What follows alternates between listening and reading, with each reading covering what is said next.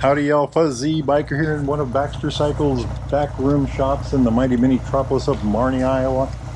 Check this hot rod out. This is a very unusual, very rare motorcycle, probably one of the rarest out there. This is a 1932 Triumph All Sport, I think is what he called it. And we don't know of any other one in existence. I've searched the internet. They've searched the internet. They've had this bike. They've owned this bike for years. I did find one article online about the motorcycle. I think it was written in '99 or way back when, anyway. And it was about the fellow that had owned it, that had sold it to another guy that was a restorer. And so what is it? It's a single-cylinder sloper. They call it a sloper. 500cc engine.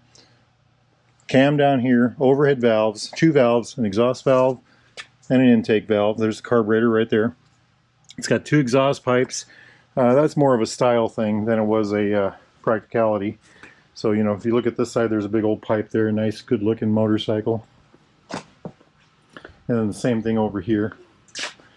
You know, very stylized. This was kind of the beginning of the... so before this point, Triumph had sold, or motorcycle companies would sell race bikes, and then they would sell the practical motorcycles. This was in 1932. This was kind of the bike that crossed that line, kind of the home sport tour motorcycle, so to speak. You know, the fast motorcycle that was made for the homeowner, you know, the private owner. So again, it has a high lift cam. It's got stronger valve springs. It's got a special magneto or carburetor also. I think it's got a different carburetor than the stock bike would have had. Let's get a look at that and down there. Check that out. That was high performance back in 1932. There's the cylinder right there. Cylinder, and then the head, somewhere in there, there's a line, probably right there. So from here down is the cylinder, from here up is the head. Oh, you can see the valve springs. I'll be. I didn't realize that, huh? I thought I looked it over pretty good. Okay, here's another one right here. See that? So it was exposed valves. Very interesting. That would have been kept this bike covered in oil as you rode it. Anyway, it was also the first year for the foot shifter. If you look at this fuel tank, it still has the mounts for the hand shift. So the first year of the foot shifter, kind of a mousetrap looking thing here, you know, all kinds of doodads and stuff like that. And anyway, kickstart of course only. Just look at that. Very interesting. 4-speed transmission. It's a dry sump engine, but the oil sump was on the front of the engine right here. So this is actually the oil tank cast into the crankcase. You know, very different design. One of these is the magneto, the other one is the dynamo to produce the power. It would have been a 6-bolt motorcycle. I think the battery is right there, so that'd be the battery. Some sort of primitive rectifier maybe, or something like that right there. I think that's what that is. But look at this, you know, it's got a cover over here to make it look better, you know. It's got all kinds of things that are for aesthetics, you know, the chrome tank, look at that, very, I hate to use the word sexy, but that is a very sharp tank, isn't it? Very good looking tank. This is a logo. This is also the logo for the Triumph cars. So at this point, 1932, Triumph cars and Triumph motorcycles was the same company. That split up later. Boy, you get a really good angle at it here. So it's a rigid frame on the rear. So this is the whole rear suspension here besides the tire. Check that out. There's the air pump right down there. If you get a flat, you have to pump the tire up, you know, fix your flat and then pump the tire up. That is the rear. You know, it's got the back set center, or back stand, I guess it would be called, not a center stand. Spoke wheels, of course, painted. Just a fabulous motorcycle. Drum brake on the front. I think there's a drum back here too. Yes, it's on the other side. Interestingly, the back drum looks larger than the front drum. So there's the rear drum. Linkage right there. There's the electronics of the day to control the tail light. If I can reach the pedal or not. That should be moving. I can't see, so it should all be moving. The brake is on the left side, of course. Isn't that just neat as heck? That's how you adjust your chain. Just a gorgeous piece of art. So, you know, I Bikes older than this, I call them the pencil line bikes. They're drawn with a pencil, nice straight lines, things like that. I did a video on Excelsiors, 1908, 1910 Excelsior. I also did a video on a 27 Indian recently. Those are all pencil line bikes. The Indian was kind of on the cusp, but you know, this is beyond that. This is stylized now. We've got curves, we've got beauty plates and covers, you know, and just all kinds of, you know, the dual exhaust pipes when you only have one cylinder. You know, we've got all kinds of good things going on here to make it look better. Look at this. Isn't that beautiful? Look at that front end. Okay, so this is a solid system here, and the actual mechanism, if you look right here, that's hinged and that's hinged. The spring hooks to the frame on the bottom right there, and then to the front of this on the front, and that allows this to go up and down, this section here to go up and down, and then this is solid all the way down. That's pretty neat, isn't it? Headlight, of course, amp meter right there. I can't see the brand name, but very nice. Look at that little, I can't read the words on there. Getting old, you know, I can't read so well anymore. This, look at this, Triumph 0 through 11. Just fabulous. You know, there is no speedometer. This is off a bicycle. That must be a speedometer for off of a bike. Let's see if we can spot a sensor for that. It's on this side, so I'm going to assume it's on this side too. There is a wire. Let's see. Here's a sensor right here. So right there is another on the wheel. So that's how they did speed on this one. That's actually a speedometer that they added. Somebody added. Here's your light control. Look at that. So probably off, daytime running light, regular light, and high beam, or something like that. You know, something to that effect. I don't know enough about these to give you an absolute answer on that. The license number from back in the day.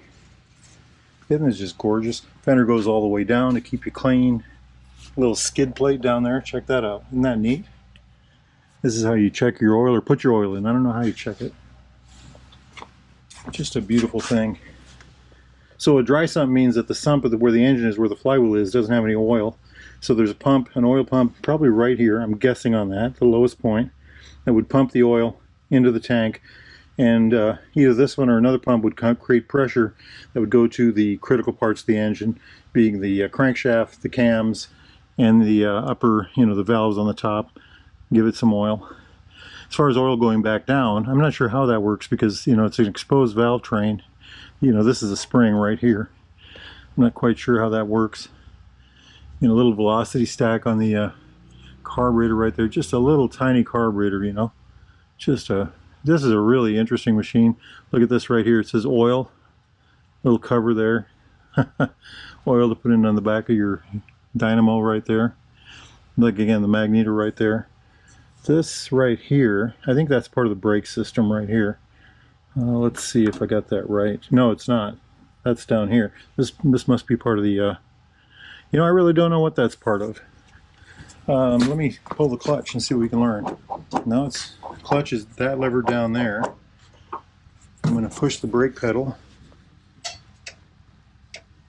I can't see, so it doesn't matter, I guess. Okay, that's part of the shifting mechanism. That's part of the shifting mechanism. Interesting. Very interesting. So part of the clutch, part of the shifter. This is the brake mechanism over here. So from the other side where the brake pedal is, it comes across the frame to this point, and then back. I don't know if this is where you put the key in for the ignition, or if this was something added later. It looks like kind of a toolbox or something, but I can't really see where it hinges. Oh, right here on the front, there's a big hinge on the front. So this, if you hit that with a key, this would open like this. Interesting. Turn that. This was, I'd like to see that working. Light to the back. So this is the taillight right here, the whole taillight, that's a reflector. And then over here is the license plate light. Isn't that something? Back in 1932, that was a cool thing. Big old light. Passenger seat with springs. Again, that's your whole rear suspension right there. Really a nifty motorcycle, isn't it? Just all kinds of doodads here. Compression release, so you're going to go kick the bike. You got to get the piston in the right spot. You use this to relieve compression. You can also use that to, when the bike's running, if you want to, you pull up to a stop, you want it to shut off the bike, you'd pull the compression in. You'd release the compression by hitting that switch, and that would kill the motorcycle effectively. One of these is going to be, this is probably the magneto timing. This is most likely choke. Not sure what that is, maybe the horn. This might be high-lows. Again, I don't know for sure. Clutch, of course. Brake, I'm assuming. Let's look at the brake, and yep, there it is. You can see it working. Very nifty. Just a lot of beauty going on here, isn't there? A lot of style, a lot of, this is back in the day of, it is a pencil bike, but it's not, it's a stylized, it's very stylized, I love the tank. I'm not sure how this works here. So fuel goes in there. Not quite sure how that works. That looks like an oil line right there. I'm not sure what that would be for, or how that would, let's see where that goes.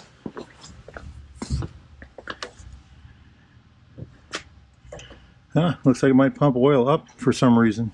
Not sure why. I know I read this was a sump, so maybe there's more to it than I realize. If anybody knows out there, let us know. Isn't this cool? All this, very neat looking stuff. This is all art to me. I just, well, I'm getting carried away. Y'all, this is quite a motorcycle, isn't it? Now, if y'all are interested in a motorcycle like this, a new used Royal Enfield Triumph Classic British bike like this, of any type, need parts, accessories, thingamajigs, doodads, Baxter Cycle is the largest vintage British motorcycle parts supplier in North America. They literally have buildings full of old motorcycle parts, new and old. By the way, look out here. We got a bunch of snow out there. Baxter Cycle can help you out. If they can't help you out, you're going to have a hard time finding it. Hit like and subscribe if you would. And if you're interested in more videos like this, please let me know. Put it in the comments. This is my favorite type of motorcycle holder, So life is good, my friends. If you don't have snow like we do out there, get out and ride. Wahoo!